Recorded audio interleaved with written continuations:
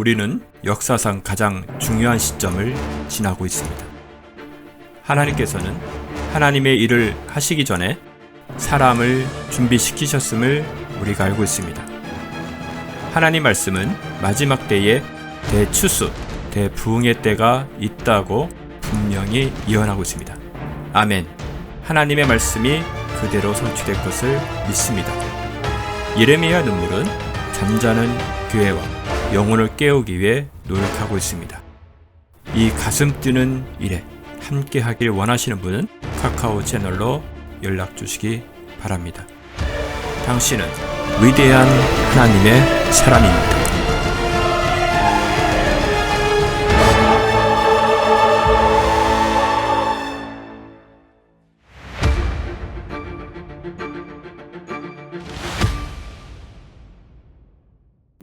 히브리서 5장 11절부터 6장 2절까지 자, 우리 같이 합독하시겠습니다. 5장 11절부터 시작. 멜기세덱에 관하여서는 너희가 할 말이 많아도 너희가 듣는 것이 두나무로 설명하기 어렵도다.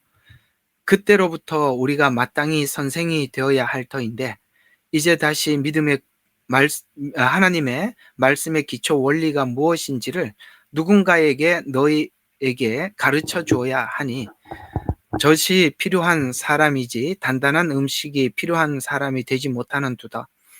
젖을 사용하는 자는 누구나 의의 말씀을 능숙하지 못하나니 이는 그가 악이이기 때문이요. 단단한 음식은 장성한 사람들의 것이니 그들은 그 말씀을 사용함으로 감각을 단련하여 선악을 분별하는 사람들이라. 그러므로 우리가 그리스도에 대한 교리의 기초를 떠나 온전함을 향해 나가야 하리니 죽은 행실에서 회개함과 하나님을 향한 믿음과 침례들과 안수함과 죽은 자들로 부활과 영원한 심판에 대한 교리를 기초를 다시 놓지 말지니라. 여기 이제 침례와 안수함과 이런 말씀이 나오는데 오늘 이번 주 주일이요 침례에 대한 내용을 좀 더 깊게 설명을 하면 왜 이게 침례가 들어가 있는지 이해가 될 거니까 어쨌든 주일날 메시지는 침례에 관한 이야기구나. 침례식 이야기가 아니라 침례가 의미하는 복음적인 내용입니다. 주일날 뵙기로 하도록 하고 저번 주 여러분 이제 좁은 문과 넓은 문 이렇게 성막에 하나, 둘, 세 개의 문에서 첫 번째 문은 넓은 문이고 두 번째 문은 좁은 문이고 세 번째 문도 좁은 문이라 이렇게 말씀을 드렸고 마태복음 5장부터 7장에 있는 내용 전체를 통해서 왜 마지막 결론에 가서 너희가 좁은 문으로 들어가라 라고 했는지를 여러분들과 함께 나누었었죠. 자, 오늘은 이제 더 나가야 된다는 것은 첫째 문을 들어온 사람들은 둘째 문을 들어가기 위해서 더 나가야 한다라는 말을 첫째 문에서 이제 둘째 문으로 더 들어가야 한다 이렇게 이해를 하시면 오늘 이 내용이 그런 방향에서 설명을 하려 하는구나라고 여러분들이 좀 알게 될 것입니다. 그런 의미에서 우리가 한번 살펴보려고 합니다. 자, 오늘 금방 읽었던 6장 1절 본문 속에 우리가 그리스도에 대한 교리의 기초를 떠나서 그다음에 온전함을 향해 나가야 하리니 죽은 행실에서 회개, 그다음에 하나님을 향한 믿음, 이제 거기 이제 또 침례, 안수 이런 말들이 쭉 연이어서 나오는데요. 이건 이제 어떤 이야기가 되느냐면 이렇게 6장 이야기가 5장에 있던 말씀을 이미 이렇게 5장에서 설명을 해놓고 6장에 우리가 난해해 보이는 이 말씀이 이렇게 들어가 있거든요. 그러니까 5장과 6장이 마치 꼭 이렇게 다른 이야기처럼 이렇게 끊어진 이야기 같아 보이지만 5장과 6장은 끊어진 이야기가 아니라 5장에서 설명을 해놓고 6장에서 다시 설명을 하고 있다는 것을 보면 6장이 이 난해한 구절이 5장과 연결을 시켜주지 않으면 이 6장이 홀로 떨어져 나갔을 때 많은 문제를 가지게 됩니다. 어떤 문제를 가지게 되냐면 6장 이야기를 가지고 많은 사람들이 어디에다가 적용을 하느냐면 이렇게 하면 지옥 간다라고 이렇게 딱 거기다 못을 박기 시작하면 그렇게 하시는 분들이 많으세요. 이 6장 내용을. 그런데 5장은 6장과 연결이 되어 있다는 것을 잘 보시면 알 수 있습니다. 자, 이제 그런 이제 좀 교리적인 그 애매하고 좀 문제되는 것은 잠깐 이렇게 언급을 하고 오늘은 그걸 언급을 하려고 하는 게 아니라 왜 더 나가지 못하느냐라는 이 부분에 대해서 우리 신앙이 왜 정체되어 있느냐. 사람들이 처음에 은혜를 못 받은 건 아니잖아요. 그러니까 은혜들을 많이 받았지만은 이상하게도 오랫동안 신앙생활을 하면서도 정체해 있는 분들이 의외로 굉장히 많이 있다는 것이죠. 오늘 이 부분을 우리가 한번 열어보려고 하는 것입니다. 자, 그걸 열어보려고 하니까 왜 우리가 죽은 행실, 이게 죽은 행실이 뭡니까? 하나님의 선하심이 우리 각자에게 있는데 십자가의 은혜는 우리를 창조하셨던 그 선하심, 요걸 이제 창세기대로 표현하자면 하나님의 모양과 형상, 이걸 보고 우리는 다른 말로 한마디로 묶어서 거룩이라 이렇게 표현을 합니다. 성경은 그렇게 나와 있어요.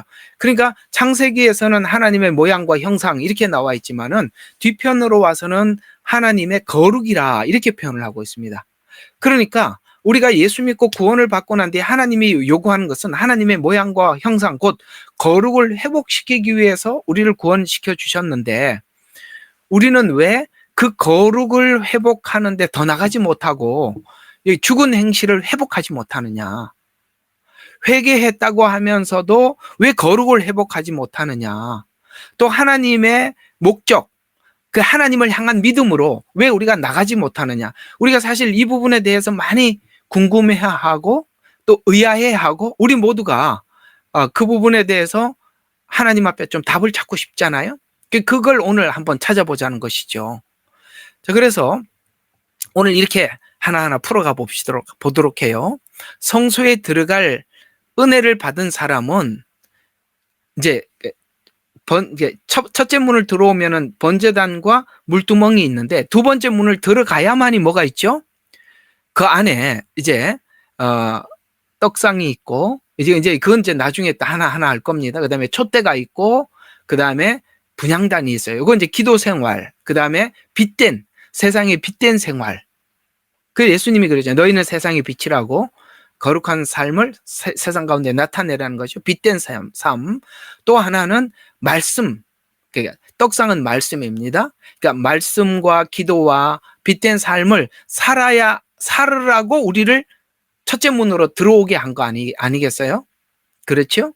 그렇게 나가야 된단 말이죠. 그래서 성소에 들어갈 은혜를 받은 자들은 은혜를 구하고 또 받은 은혜로 스스로 좁은 길로 들어온 자들로 하나님의 은혜를 진실히 구해서 이 번제단 곧 죄사함의 은혜를 맛보고 물두멍에서 일상의 죄를 씻으며 정결해진 자들로 이들이 빛된 삶, 그다음에 말씀을 전하는 사명, 기도의 사명, 그게 이제 그 성소에 있는 세 개의 기물이에요. 이걸 감당할 자들을 의미하는데 이들은 번제단에서 죄 씻음의 은혜를 깊이 체험한 결과 물두멍 곧 성화의 과정을 밟는 자들인데 이는 거룩하신 하나님께 더 가까이 나아갈 그러니까 나갈 때 이거 이제 우리가 하나님 앞에 이 거룩 이걸 위해서 하나님 우리를 구원하셨구나라고 우리가 이게 이제 은혜가 더 필요함을 우리가 아는 사람들인데 은혜가 더 필요하려면 자 우리 5장에 보면 은혜가 더 필요하려면 젖을 먹어서는 충분한 은혜의 영양분을 우리가 얻을 수 있습니까? 오늘 성경에 있는 그저 기초적인 교리로 기본적인 교리로 우리가 성소에 들어가서 이 삶을 우리가 감당할 수 있겠습니까? 젖만 먹고? 아닙니다. 젖에는 어린 아기가 먹어서 필요한 양분만 있을 뿐이지 우리가 장성해지려면 단단한 식물을 먹어야 되거든요. 이 단단한 식물을 어떻게 먹을 수 있느냐가 5장의 예수님의 생애 속에서 설명을 하고 있어요. 예수님께서도 이렇게 단단한 식물을 먹기 위해서 자기도 하나님 앞에 어떤 행위를 해서 단단한 식물을 먹게 되었고, 결국에는 그걸 배워서 순종해서 우리의 구원자가 되셨다, 이렇게 말씀하고 있습니다. 자, 그러면 오늘 우리가 왜 사람들은 더 나가지 못하느냐, 이걸 좀 한번 생각해 보자고요. 그러면 이 둘째 문, 그 성서문을 통과한 성도들은 기초적인 복음을 넘어선 사람들입니다. 그래서 더욱 온전한 믿음과 성숙한 신앙생활로 나가야 하는데 더 나가지는 못하는 이유가 무엇인가를 생각해 보면 크게 두 가지로 한번 압축을 해봤어요. 첫 번째 뭐냐면, 우리가 마태복음 5장부터 7장까지 봤을 때 그들은 바리새인들이었습니다. 우리 저번 주에 공부했던 걸 기억을 한번 하고 오늘 이야기를 한번 같이 접목을 시켜보면, 이 오늘 6장 1절에서 말하는 이 더 나가지 못하는 사람들은 이 명목상 종교인들입니다.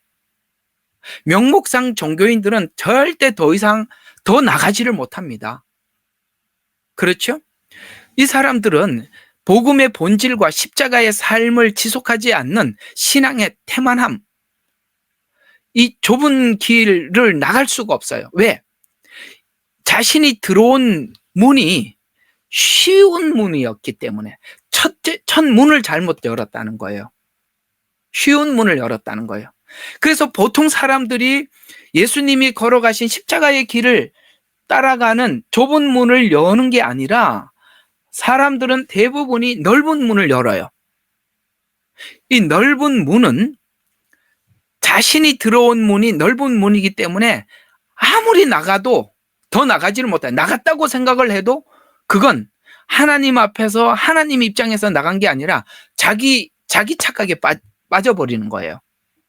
그래서 어느 날 알게 되는 겁니다. 아, 내가 더 나가지를 못하고 후퇴해 있구나. 내가 처음 믿었을 때보다 더 못하구나. 이런 걸 우리가 느끼게 되는 거거든요. 왜 그래요? 왜 그렇죠? 선택을 처음부터 잘못한 겁니다. 처음부터 십자가를 붙잡은 게 아니라 자기 의의를 붙잡은 겁니다. 그래서 자신이 들어온 문이 넓은 문인데 이상하게 자신의 신앙이 더 나가지 못하고 멈춰져 있다는 걸 느꼈을 때 내가 들어온 문을 생각해 봐야 돼요. 자, 이 말씀을 성경은 잘 지적한 부분이 있어요. 요한계시록입니다. 이게 오늘 여기는 안 적어놨는데 번뜩 생각이 나서 여러분들과 함께 보려고 합니다. 이 하나님께서 에베소 교회에게 한 말씀 중에 하나님께서 이 교인들이 회복하기 위해서 주셨던 말씀이 있죠. 자, 4절입니다. 2장 4절입니다.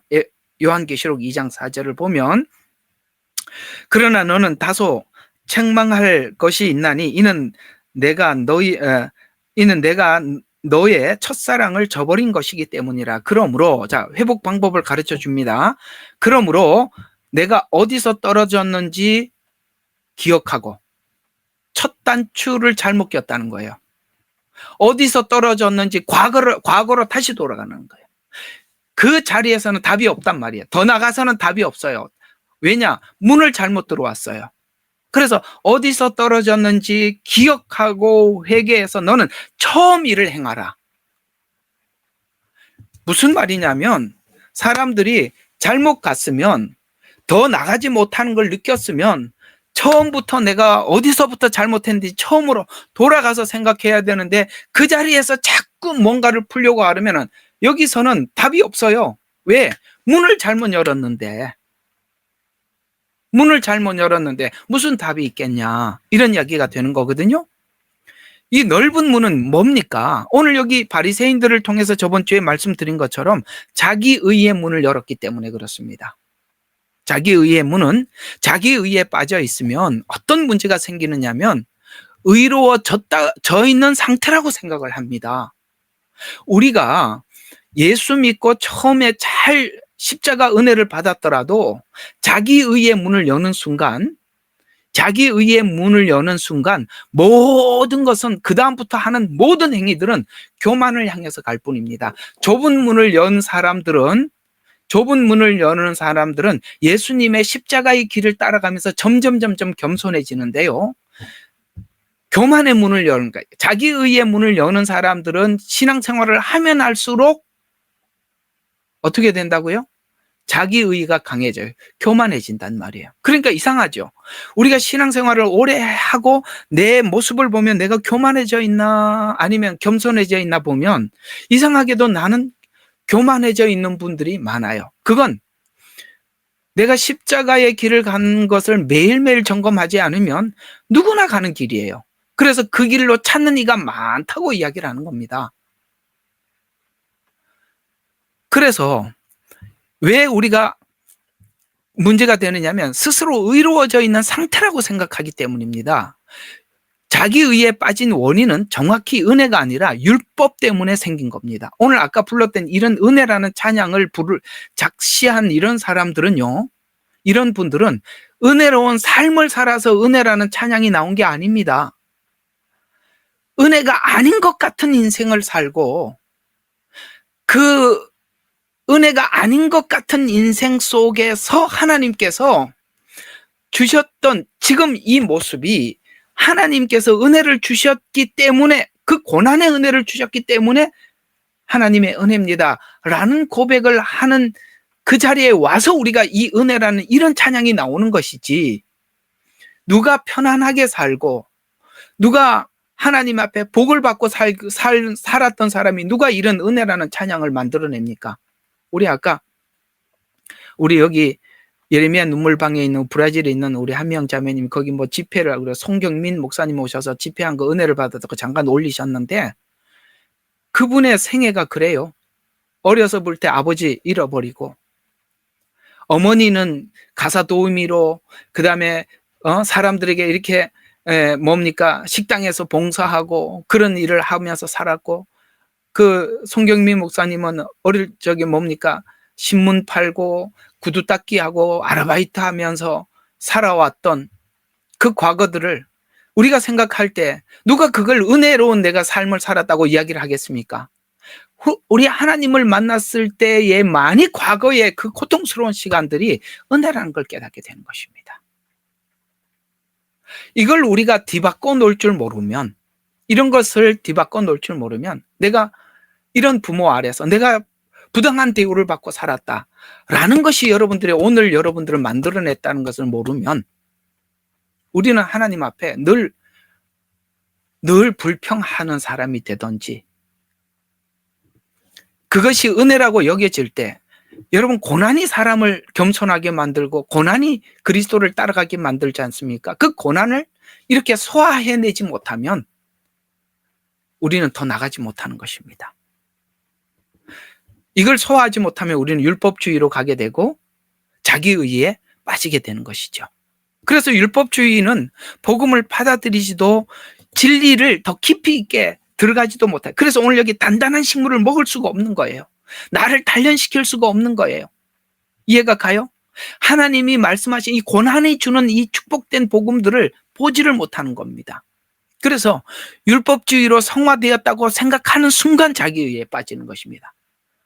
그래서 고난은요, 율법주의를 배척하게 만들고 은혜를 받아들이게 만드는 능력이 있는데, 이건 하나님 안에서 깊이 있게 하나님의 복음을 소화하지 못한 사람들은 알 수 없는 이야기들입니다. 또 이 자연스럽게 이 율법주의가 되면 외식주의자가 되고, 외식주의자는 감각을 잃어버려요. 감각을 잃는다는 것은 죄의 동기 같은 것을 몰라요.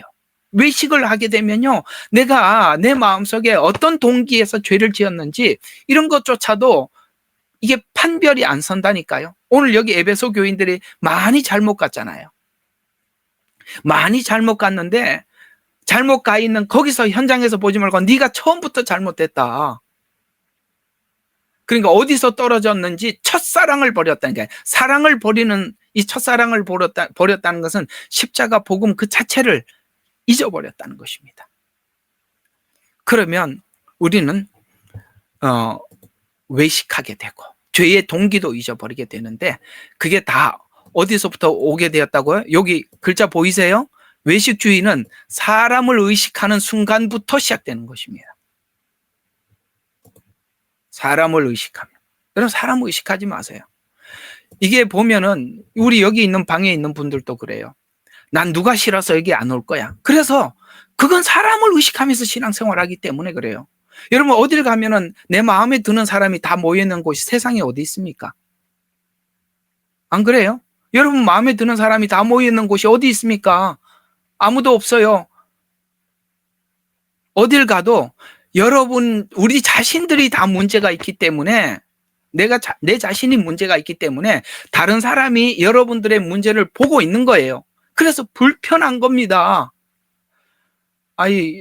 이게 아들 자랑하면 이게 팔불출이라고 그러지만은 그러니까 어제 우리 아들이 참 은혜로운 이야기를 한마디 해서 내가 참 마음이 좋더라고요. 그게 뭐냐, 요즘 얘는 바빠요.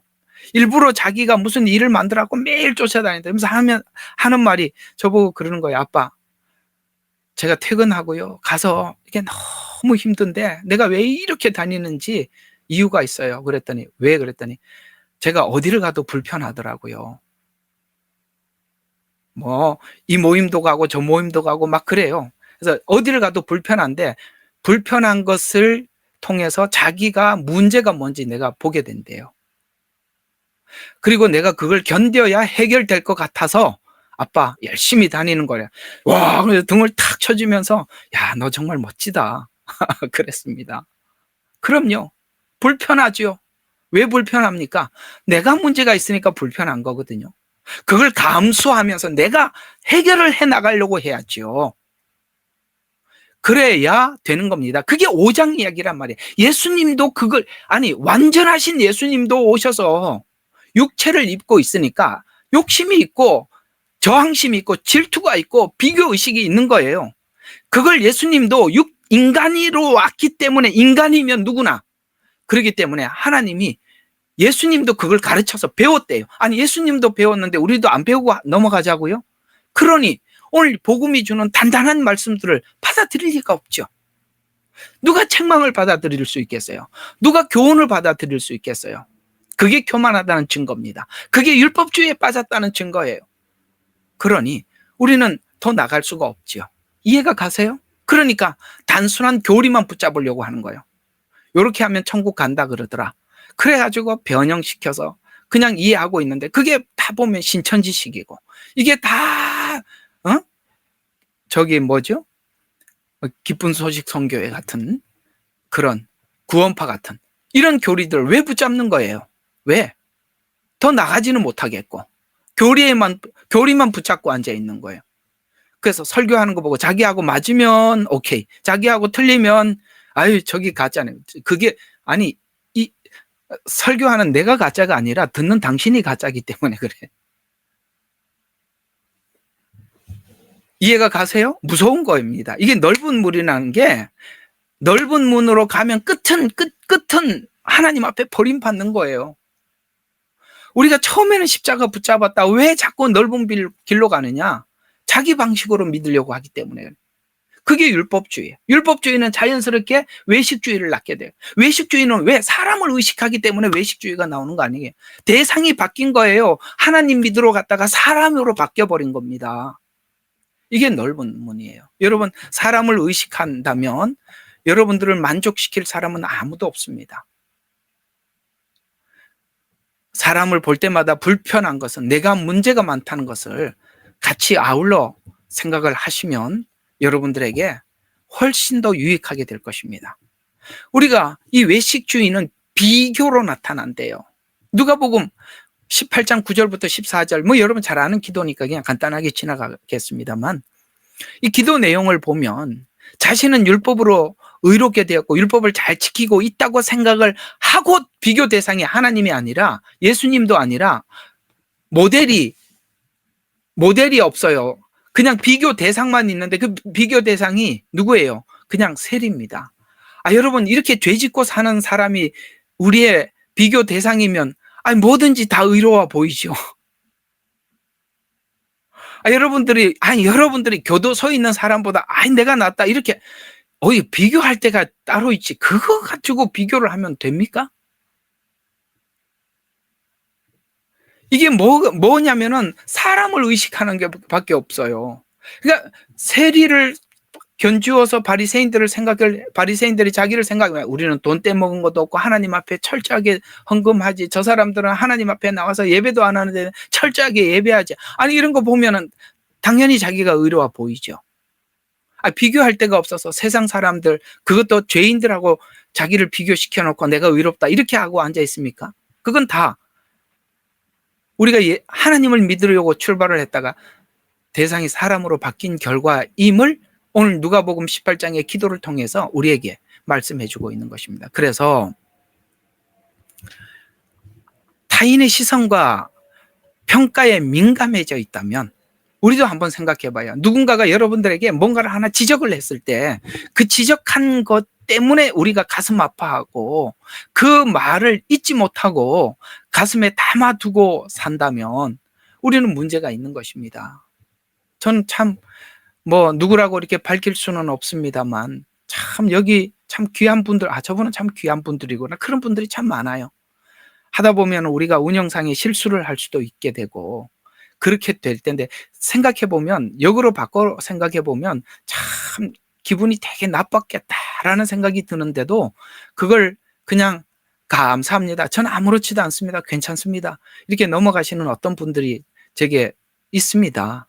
여기 우리 방에도 계시는데 참 됐구나 라는 생각이 듭니다.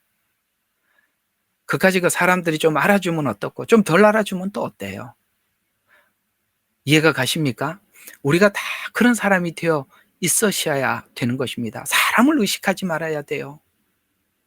사람들이 여러분들에게 무슨 말을 했다고 누가 그런 말을 했더라. 그게 여러분 가슴속에 남아 있으면 우리가 예수 믿고 하나님을 쳐다보고 가기로 결단을 해놓고 이제 사람으로 바뀌어졌다는 증거가 거기서 나타나는 것이니 여러분 오늘 이 말씀 잘 기억하셨다가 주의하시기를 부탁을 드리겠습니다. 그래서 오늘 성경은 이런 사람들에 대해서 디모데후서 3장 5절에 경건의 모양은 있는 사람이라고 이야기합니다. 그리고 그 사람들은 경건의 능력, 이 말씀의 능력, 하나님 이 복음이 주는 능력이 하나도 없대요. 그런 사람들에서는 돌아서라. 좀 경계해라 이런 정도가 아니라 돌아서라고 하는 말에는 뭔가 하나님 깊은 뜻이 있을 겁니다. 돌아서랍니다. 그냥 성경이 하나님 왜 꼭 돌아서야 됩니까? 그래도 옆에서 있어줘야 되는 거 아닙니까? 우리는 이런 생각이 들겠지만 특별히 이 디모데후서는 마지막 말세를 설명을 하다 이 말을 했거든요. 말세를 설명하다. 이 마지막 때는요. 이런 사람들 가운데서 그냥 냉철하게 돌아서라고 했으니 성경이 돌아서라고 하면 그냥 이게 돌아서야 되는가 보다 하고 돌아서면 됩니다. 예? 거기다 우리 생각 집어넣지 말고 돌아서라. 또 더 나가지 못하기 때문에 세상과 타협으로 영적으로 진보하는 걸 상실하게 되죠. 야고보서 4장 4절이 그 말입니다. 세상에 벗되는 것이 그렇습니다. 우리가 타협으로 나타나요. 세상에서 믿음의 절개를 지키는 게 아니라 타협으로 나타내요. 난데요. 이 넓은 문으로 들어간 증거가 자꾸 타협하는 거예요. 그래서 세상에 벗된 것이 하나님과 원수됨을 알지 못하느냐? 누구든지 세상과 벗이 되고자 하는 자는 하나님과 스스로 원수가 되는 것이 아니냐. 이해가 가시죠? 세상과 타협하는 건 하나님과 원수를 자기 스스로 만들어내는 것이다. 이렇게 말씀하고 있습니다. 또 좁은 문으로 들어갔으나 십자가 복음을 끝까지 붙들지 못하면 더 나가지 못합니다. 아까 말씀드린 것처럼 십자가 복음을 끝까지 붙들 때 좁은 문, 좁은 길로 가는 거거든요. 자, 사단은 십자가를 붙들지 못하도록 항상 방해할 것입니다. 뭘로 방해할까요? 우리의 소욕, 욕구로 방해할 겁니다. 성경이 그렇게 지적하고 있어요. 방해 중에 육체의 소욕을 놓지 못하게 하는 것인데 그러면 더 나가지 못하겠죠? 갈라디아서 5장 17절에 육체의 소욕은 성령을 거스르고 성령은 육체를 거스르나니 이 둘이 서로 대적함으로 너희가 원하는 것을 하지 못하게 함이라. 거스르고 거스리나니. 그래서 육체의 소욕에 매달리면 갈등할 뿐 성장하지 못해. 매일 갈등만 하는 거예요. 왜 그러냐? 결단을 못하니까 그러는 겁니다. 하나님이 우리에게 주신 은혜로 결단을 해야 돼요. 우리가 하나님이 주신 기쁨으로 기쁨을 누리기 위해서 몸부림쳐야지, 세상에 주는 것으로 뭔가를 기쁨을 누리기 위해서 계속 그러면 우리는 계속 그 둘은 거스리고 대적하게 되는 것입니다. 그래서 육체의 소욕에 매달리면 갈등할 뿐 성장하지 못합니다. 항상 그 자리에 머물게 되죠. 오늘 예수님도 육체를 입으셨기 때문에 고난을 당했다고 말씀하고 있어요. 그래서 오늘 6장의 이야기가 5장하고 연결이 됐다고 말씀을 드렸듯이 오늘 한번 살펴보도록 하겠습니다. 5장이 풀리면 6장이 자연스럽게 연결이 되어 있어요. 앞에 5장에서 설명한 걸 가지고 6장에서 다시 우리에게 그 본보기를 가지고 설명하는 거거든요. 예수님도 육체를 입고 나왔기 때문에 더 나갔대요. 더 나가기 위해서 엄청난 노력을 했답니다. 보시죠. 5장 12절부터 한번 보시겠습니다. 자, 12절부터 자, 멜기세덱에 관해서는 여러분 이 멜기세덱이 누구죠? 아브라함 때 나오는 어떤 왕의 이름입니다. 근데 이 멜기세덱은 잠깐 나왔다 사라진 인물이라서 설명하기가 참 어렵습니다. 근데 이게 굉장히 높고 고차원적인 복음이래요. 뭐 그렇게 생각하면 제 설명 그렇게 이해하면 되겠습니다. 복음도 교리적인 기초적인 내용이 있는가 하면 깊고 깊은 복음이 있대요. 그것이 이제 멜기세덱에 관한 그런 깊은 복음입니다. 그래서 멜기세덱에 관해서는 우리가 할 말이 많답니다. 여기 이 복음의 내용이 많다는 이야기거든요.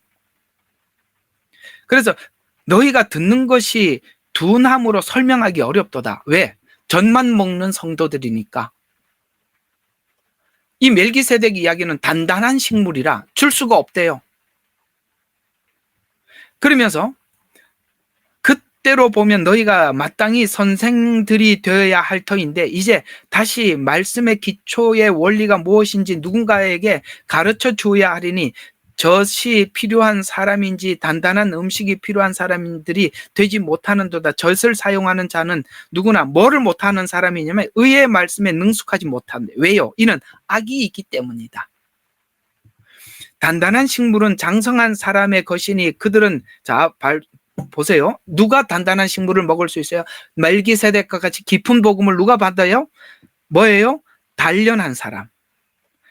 아시겠습니까? 단련을 해야 감각이 생기고 죄와 의에 대한 감각이 생기고 선악을 분별하는 것은 쉽게 오는 것은 아니랍니다.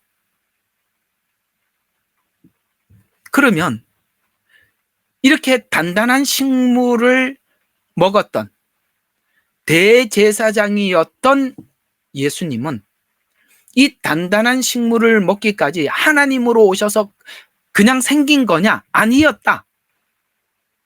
육체를 입으면 예수님이라도 이걸 그냥 지나가지 않더라. 육체를 입고 있으니까. 라는 말이 오늘 5장 6절과 8절에서 이게 지금 굉장히 중요한 이야기거든요. 자, 6절부터 다시 앞쪽으로 가서 봅시다. 또 그가 다른 곳에서도 말씀하시기를 너는 멜기세덱의 계열에 따른 영원한 제사장이라고 하셨느니라. 예수님이 이 멜기세덱은 간단하게 왜 깊은 복음이냐면 멜기세덱은 그 당시에 보면 창세기에 다른 사람들은 족보가 있는데요. 족보가 없어요.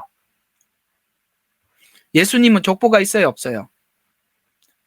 우리에게 언약의 후손으로는 다윗의 후손에게 났다고 하지만 족보는 없습니다. 왜요? 성령으로 잉태하셨잖아요. 그게 깊은 복음이라는 거예요. 이거는 믿음으로 받는 말씀이지 우리가 이해해서 받을 수 있는 말씀은 아니에요. 이런 복음들을 우리가 소화하기 위해서는 깊어져야 한대요. 그래서 그 다음에 갑자기 나타나서 아브라함에게 복을 빌었어요. 아브라함은 언약의 시조지요. 그에게 복을 빌고 사라졌어요. 근데 아브라함이 11조를 드렸다는 것은 그건 뭐를 이야기하느냐? 하나님이 보낸 자로 받아들였다는 뜻이에요. 이런 이야기들은 내용 자체가 자세히 나와 있지 않기 때문에 그 정도 깊이 온 사람만이 소화할 수 있는 복음이라는 얘기예요. 자, 그래서 한번 계속 봐요. 예수님도 육체를 가지고 오셔서 이걸 하나님께서 태어나면서부터 안 게 아니라, 알아졌던 게 아니라 배웠다라고 이야기를 합니다. 자, 6절. 자, 7절. 그는 육체로 계시는 날도. 왜 육체라고 표현했습니까? 우리처럼 갈등이 있고 우리처럼 탐심이 있고 다 있는 그런 존재였다, 이런 이야기입니다. 자, 육체로 계시는 날들 동안에 자기를, 잘 봐요, 예수님은 뭘 알았냐면 자기 스스로 자기를 구원할 수 없다는 걸 알았습니다. 우리가 왜 성화되고도 교만하냐? 자기 스스로 성화되었기 때문에 교만한 겁니다. 오늘 예수님은 자기 자신의 문제를 자기 스스로 해결할 수 없어서 사망에서 구원해 줄 수 있는 분께라고 했습니다. 넓은 길로 가는 사람들은 자기가 자기를 만들어내요. 그래서 만들어낸데 보면 어색해. 왜? 하나님이 만든 게 아니라 자기가 자기를 만들었기 때문에 교만하고 거만해요. 남을 판단해요. 근데 예수님은 하나님이시지만 우리에게 본을 보이기 위해서 자기를 구원해 주시는 그분에게 뭐 했어요? 여러분, 평생을 어떻게 살았대요? 이게 단단한 식물을 경험을 하려면 뭘 넘어가야 되냐? 심한 통곡이 있고 눈물이 있고 기도와 간구. 여러분, 기도를 하는데 왜 간구합니까? 절박하다는 거예요. 절박하다. 우리가 아직도 기도하면서 한참 생각하고, 주님, 오늘 뭘 기도해야 될지 생각해보고, 주여, 그저 오늘 뭐 잘 살았습니다. 감사합니다. 고맙습니다. 하여튼 오늘 감사해요. 이건요, 하나도 절박하지 않는 거예요. 맨날 똑같은 이야기만 하고 있는 거예요. 그냥 그건 너무 편하다는 증거야. 왜 간구가 나옵니까? 간구는 뭐예요? 너무 절박해서 하나님 앞에 겟세마네 동산에서 기도하셨던 거 들어보셨죠? 예수님의 통곡이 그거라는 거예요. 그게 겟세마네 동산뿐만 아니라 성육신 하셔서 사는 동안 하나님 앞에 항상 통곡, 눈물, 기도와 간구, 이런 인생을 하나님께서 요셉이란다. 왜 요셉이 나와? 예수님께 허락하셨고, 예수님은 이런 생애를 살았다는 거예요. 가만히 보면 우리 한번 여기 있는 회원들, 우리 성도님들 한번 가만히 봐봐요. 누가 편한지 아세요? 누가 만나기 참 부드럽고 편하냐?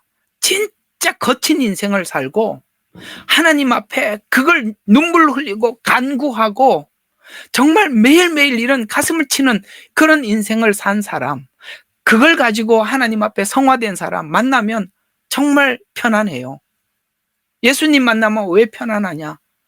우리의 고통에 공감하기 때문에, 우리 고난에 공감하기 때문에. 예수님 앞에 나가서도 예수님이 우리에게 뭐 저 이래요 저래요 이런 얘기 할 필요 없이 예수님이 다 알고 계신다는 거 우리가 알잖아요. 그래서 우리가 예수님 앞에 아양도 떨고 별짓 다 하는 거예요. 왜? 다 아시잖아.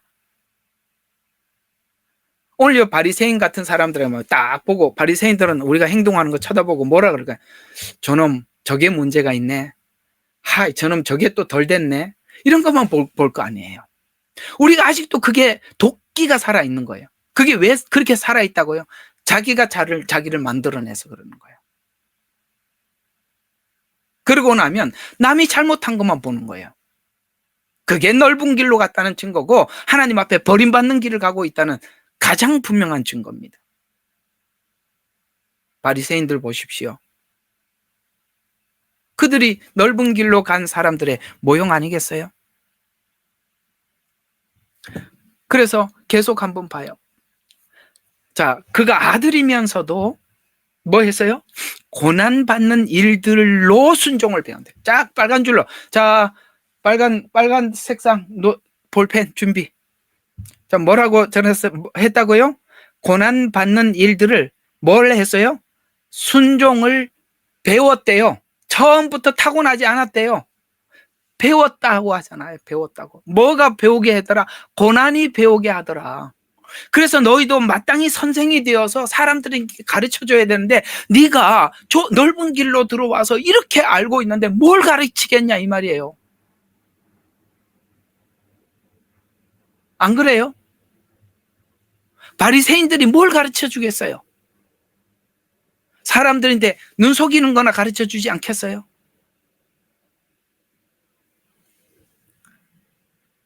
꼭 기억하세요. 이건 하나님 앞에 기도한다고 오는 게 아니에요. 고난을 통해서 여러분의 생애를 통해서 일생을 통해서 매일매일 삶을 통해서 배우는 겁니다. 이런 거 안 배워도 된다. 내가 안수기도 한 번만 하면 다 배울 수 있다. 그게 다 가짜라는 거예요. 왜 그 안수기도 받으러 다니세요? 배우셔야죠. 겪으셔야 되는 겁니다. 여러분 스스로가 통곡의 기도가 나와야 되는 것입니다. 계속 봐요. 그래서 배워서 온전하게 되심으로 자기에게 순종하는 모든 사람들에게 영원한 구원의 근원이 되셨고, 그래서 구원자가 될 수 있었대요. 예수님도. 왜? 자기 육체의 갈등을 넘어선 겁니다. 하나님께 순종하는 걸 배우고 배워서 결국에는 겟세마네 동산에서 아버지 할 만하시건 이 잔을 옮겨달라. 우리가 그 기도를 넘어서면 그 다음 기도가 뭘로 나오느냐? 내 뜻대로 마시고 아버지 뜻대로 하소서까지 가야 진짜다 이 말이요. 우리는 이 잔을 옮겨 주십시오라는 기도밖에 못 하잖아요. 하나님 이렇게 해주세요, 저렇게 해주세요. 그 뒤를 넘어가야죠. 내 뜻대로 마시고 아버지 뜻대로 하소서로 가셔야 그 기도가 진짜가 된 겁니다. 뭘 주셔도 아멘 하셔야죠. 왜 이거 주세요? 왜 이렇게 하세요? 그럼 틀린 거다 이 말이에요. 계속 봐요. 하나님께서는 멜기세덱의 계열에 따른 대제사장으로 칭함을 받았다. 자, 보세요. 지금 우리가 물두멍, 번제단을 지나 첫째 문을 오니까 번제단 지나서 물두멍을, 그 다음 문을 여니까 세 개, 떡상, 그 다음에 촛대, 그 다음에 분향단, 기도의 삶이에요.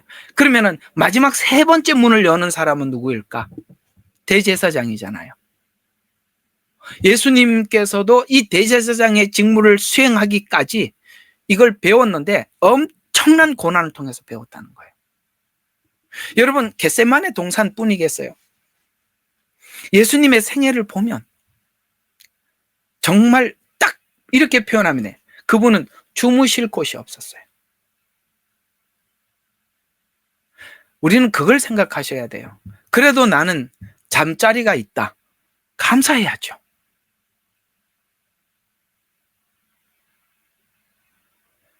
한 번도 편안하게 삶을 살아본 적이 없어요. 길거리에서 생활하시고, 길거리에서 외치시고, 길거리에서 죽으셨다니까요. 딱 이거 보고 경상도 사람들은 걸비라 이렇게 걸비 거린처럼 사셨다고요. 우리가 얼마나 감사해. 나는 정말 우린 정말 감사해. 왜? 그래도 들어갈 집이 있고 침대가 있고 어디를 가려면 자동차도 있고, 그죠? 하다못해 시내버스라도 다니고. 우리가 이렇게 좀 생각을 하면 얼마나 감사할 일이 많겠어요. 하나님, 누구는 말이에요. 집을 샀는데 나는 아직도 전세 살고, 누구는 무슨 차 타는데 나는 아직도 이 차 타고. 이렇게 이게 지금 바리새인들이 그러고 있는 거잖아요. 고난을 소화할 줄 알아야 돼요.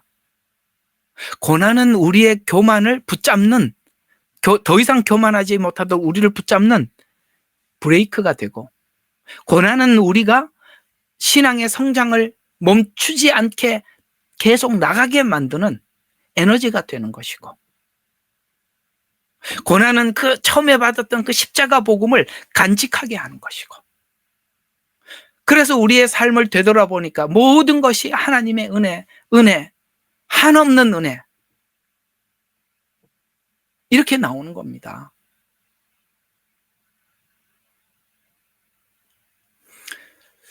오늘 그 손 목사님, 그 손경민 목사님 불렀던 그 은혜 찬양인데 그 비슷한 사람이 하나 있죠. 손명희 시인이라고. 그리고 둘 다 보니까 같은 손씨네. 손씨들이 좀 그러네. 우리 여기 손씨 있나 한번 보자. 없네. 이 둘 다 보니까 손씨네요. 손명희 시인도 그랬잖아요. 뭐죠? 나 가진 재물 없으나. 손명희 씨 맞죠? 또 혹시나 사모님 맞습니까? 송명희 예, 목사님은 예, 예. 송하고 송이구나, 송. 아, 맞아. 여기는 손이고 여기는 송이네. 밑에 동그라미예요. 아, 이거 성을 바꿨네요. 그분도 한번 보세요. 그렇게 지체부자유자잖아요. 근데 공평하신 하나님이라고 그게 그냥 나온 게 아니라는 거예요. 이상하게 우리 세상 사람들이 할 수 없는 게 복음 안에는 있어요. 복음은 은혜라는 말은 전혀 은혜가 아닌 것 같은 삶을 살았던 사람이 은혜라는 이런 찬양을 펴내는 거예요. 나 같은 죄인 살리신 주은혜 놀라워하는 흉악한 사람이 그 곡을 쓰는 거예요. 흉악한 인생을 살아서. 이상하죠? 그게 악을 선으로 바꾸는 게 십자가의 복음인데 찾아오는 거는 전부 다 악인데 결국은 예수님 만나서 그것이 다 선으로 귀결이 돼요. 신비롭습니다. 예수님도 이런 삶을 살아서 십자가를 졌대요. 왜 하나님은 우리의 생애를 이렇게 만들어 갈까? 최종 목적지가 생명이요 영생이기 때문에, 더 거룩해져야 하기 때문에, 그 거룩을 위해서 우리 속에 있는 먼지를 털어내는 것이죠. 때를 씻어내기 위해서 하나님께서 우리 짧은 인생 속에 들어오셔서 실험하시는 거잖아요. 생각해보면 우리가 그렇게 고통받고 눈물과 간구로 기도를 올렸던 그 시간이 오늘 우리를 만들어낸 거예요. 생각해보면 감사한 일이죠. 그래서 예수님도 이렇게 배우시면서 단단한 식물을 소화했듯이 우리도 이렇게 성숙해지려면 그래야 한다라고 말씀하고 있습니다. 오늘 우리는 이 말씀을 묵상해 봐야 하는데요. 누가복음 9장 62절에 보니까 손에 쟁기를 잡고 뒤를 돌아보는 자는 하나님 나라에 합당하지 않다 이렇게 말씀하고 있습니다. 우리가 왜 그럴까요? 아직도 미련이 자꾸 애굽만 그리워하고 거기 먹던 음식만 생각하고 그러니 더 자라갈 수가 없고 머뭇거리게 되죠. 오늘 우리 성도들을 하나님이 부르신 것은 거룩에 참여하라고 불러주신 거거든요. 성도는 세상의 제사장과 같은 부름을 받은 사람들로서 이런 하나님의 간절한 마음, 세상에 복음을 전하고 빛이 되고 소금이 되고 이런 하나님의 그 간절함을 우리가 공유한다면, 우리 마음속에 함께 한다면 우리는 더 나가야 합니다. 왜냐하면 제사장과 같은 사명을 감당하려면 우리가 더 큰 은혜가 필요하기 때문에 그렇습니다. 더 큰 은혜가 필요하기 때문에. 구약에서는 제사장이 아닌 자가 성소의 성물을 만지면 하나님의 진노가 임하기 때문에 그렇습니다. 이와 같이 이렇게 하나님 앞에 준비되지 않는 이런 사람들이 하나님의 사역을 감당할 때 하나님의 진노가 그래서 어떤 사람들은 준비가 안 된 사람들이 성소에서 제사장과 같이 목사가 되고 중요한 직책을 맡아서 감당을 하게 되는데, 그렇게 하면 할수록 그 사람이 일을 하면 할수록 하나님의 진노가 임하는 거예요. 맞죠? 우리가 그런 사람들 보면 안 하는 게 100번 낫는데, 차라리 예수를 안 믿는 넌 크리스찬이면 도리어 기대하겠는데, 예수님이 하신 말씀처럼 너희가 본다고 하니 죄가 그저 있도다. 참 문제거리잖아요. 우리가 이 사명을 감당하기 위해서는 경건함과 거룩함 없이는 이 직분을 감당할 수 없음을 설명하고 있기 때문에 에베소서 1장 14절과 23절에 보면 너희가 알기를 원하는 것은 더 깊은 은혜, 더 깊은 은혜에 대해서 알기를 원하는 것은, 내가 그것을 위해서 기도하는 것은 더 밝히 보여주고 싶어 하기 때문이다. 그걸 우리 하나님께서 우리가 하나님 앞에 더 깊은 은혜를 구하고 더 깊은 은혜를 구하면 하나님이 고난을 더 주실 것입니다. 왜? 은혜는 고난과 함께 오기 때문에. 그러니까 우리가 은혜를 구하기가, 이걸 아는 사람들은 은혜를 구하기가, 이 고난과 함께 은혜를 받는데 이게 자신이 없으면 이게 잘 안 되는 거거든요. 그러나 우리가 더 나가기 위해서는 하나님께서, 여러분, 사울의 후손, 저번에 제가 한번 설교하면서 말씀을 드린 것 같은데, 사울의 후손과 다윗의 후손의 차이가 뭐라고 했습니까? 다윗의 후손에게 하나님께서 약속하기를 너희 후손들에게 내가 채찍으로, 징계로 하기는 해도 너희 후손의 언약을 끊지는 않겠다고 약속하셨어요. 우리 하나님께서 우리에게 그리스도 예수 안에는 정죄함이 없는 거예요. 끊어지지는 않아. 그러나 하나님의 깊은 말씀을 받으려면 우리는 깊고 깊은 고난을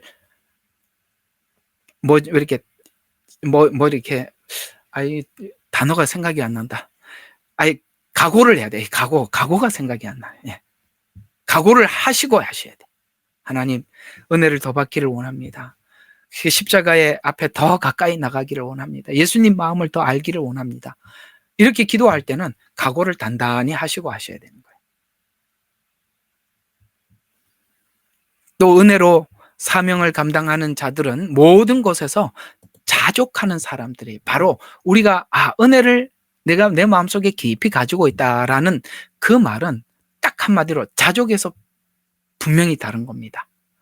은혜가 풍성한 사람들은 모든 상황에서 자족하거든요. 고린도후서 12장 9절에 보니까 하나님 앞에, 하나님, 지금 여러분 있잖아요. 설교하는데 그 바울이 이게 눈병이 얼마나 이 방해가 되는지 아세요? 글을 봐야 되는데 눈 계속 볼 때마다 눈 닦고 이렇게 보고 안경 썼다 벗었다가, 여러분 이게 얼마나 신경 쓰이겠어요. 그때 안경이 어디 있겠어요. 하나님, 내가 사역 감당하는데 이렇게 참 안질 때문에 너무 고생이니까 이거 좀 고쳐달라고 3번 하나님 앞에, 얼마나 이게 방해가 됐으면 3번 하나님 앞에, 이 3번에 대해 딱 3번 기도했다는 것이 아니라 늘 기도했다, 항상 구했다라는 거예요. 그 응답이 딱 왔죠.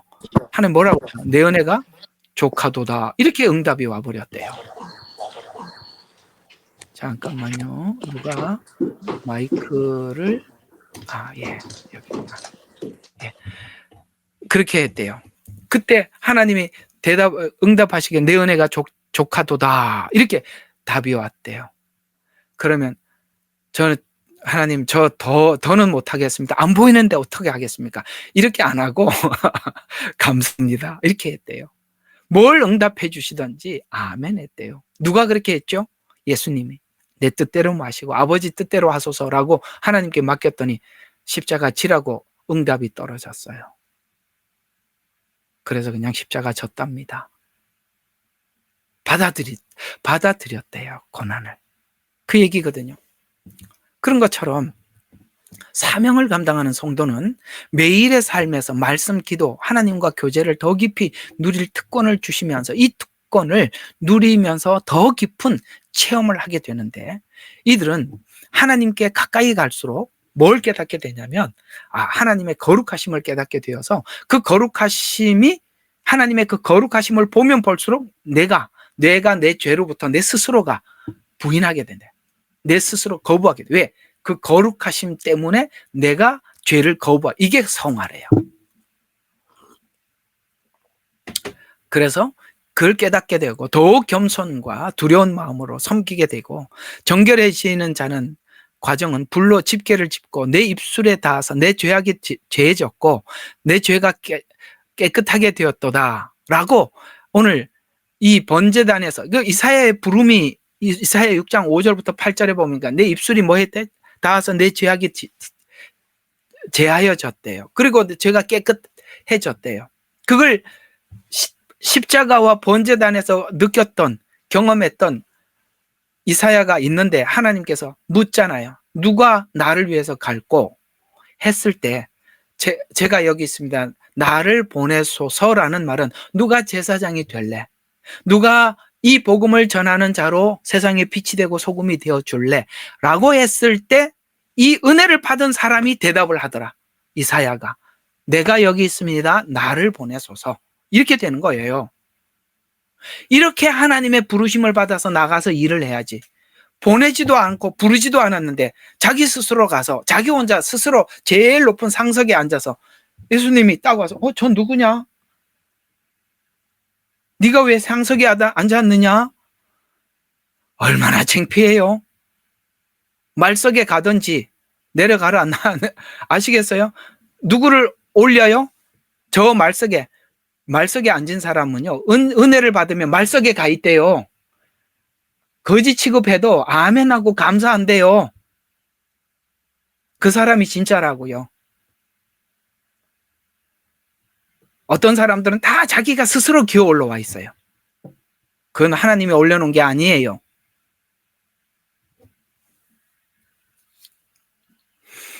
첫째 문은 구원의 문으로서 이제 정리를 합니다. 누구나 들어올 수 있도록 개방되어 있으나 둘째 문은 구별된 자들이 들어가는 문으로서 헌신과 거룩을 요구합니다. 성도의 여정도 구원하는 것에서 멈추지 않고 성화와 헌신으로 계속 나가야 함을 첫째 문, 둘째 문, 셋째 문을 통해서 우리에게 강조하고 있습니다. 그래서 교회 안팎에서 제사장의 역할, 중보기도자, 섬기는 자, 복음을 전파하는 일을 감당하려면 둘째 문을 향해서 자신을 세우는 결단이 필요합니다. 둘째 문은 좁고 높다는 사실은 쉬운 길이 아니지만 동시에 부르심에 응답한 자들에게 주는 축복이라는 거예요. 그 길을 걸으면서 뭘 우리가 더 얻게 되느냐? 첫째 문을 들어온 사람들과 둘째 문을 들어간 사람들의 차이는 뭐냐? 예수님이 가셨던 길을 함께 가보는 은혜를 누리는 것입니다.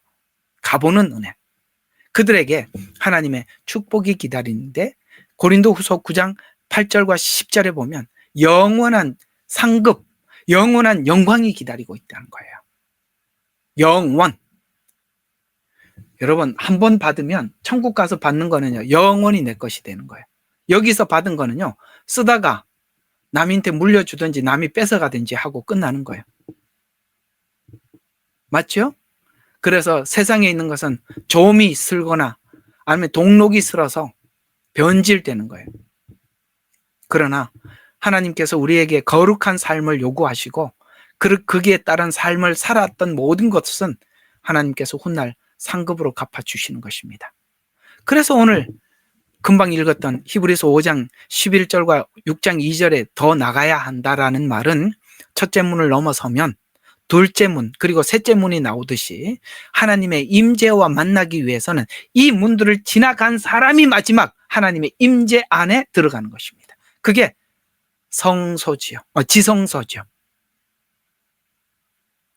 히브리서 10장 9절과 25절에 보니까 지성소로 담대히 나가자요. 더 나가자요. 더 나가래요. 담대히 나가자요. 왜냐하면 우리는 이런 은혜를 받았대요. 핏부림을 받아 번제단이죠. 양심으로 깨끗해졌고 물두멍입니다. 몸은 순수한 물로 씻겨졌기 때문이라. 그래서 더 나가라. 약속한 분은 신실하시니 그 믿음이 흔들리지 말고 사랑과 선행을 우리가 질투하거나 비교하지 말고 격려해 주래. 옆에 있는 사람 보고 격려해 주면서 우리 함께 나가자요. 그런 사람들이 되십시오.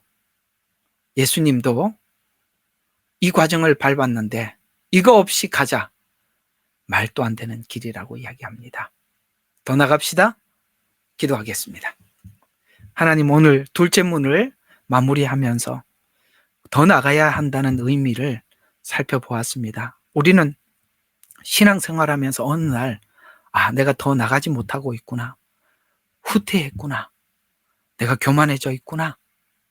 이런 우리 모습을 보게 되는데 오늘 요한계시록에서는 네가 어디에서부터 떨어졌는지 처음 떨어진 그 지점으로 돌아가서 네가 넓은 문으로 들어왔다는 것을 확인하고 다시 좁은 문을 열어라 라고 말씀하는 것 같습니다.